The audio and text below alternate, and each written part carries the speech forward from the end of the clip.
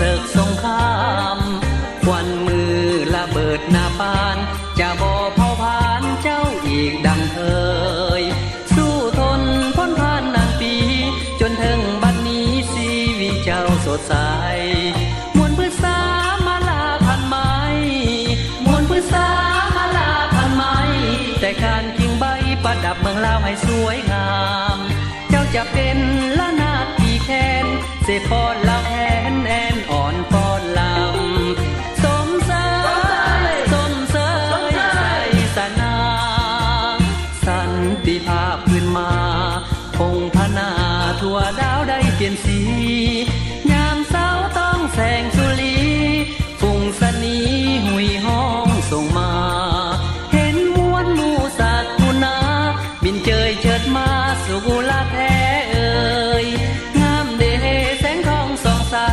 ผู้ผ้าป่าไม้เขียวสดงดงามสร้างเมืองลาวรุ่งเรืองสวยงาม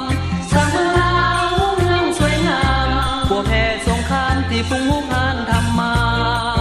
ลมผ่าตองป้ายเจ้าเน้นดังเป็นสัญญาว่าลาวมีใสสมเส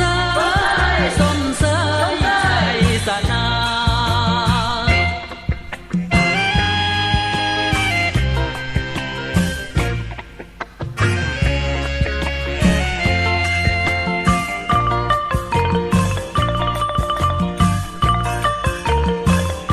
อนุรักษ์และแพร่โดยพยายาม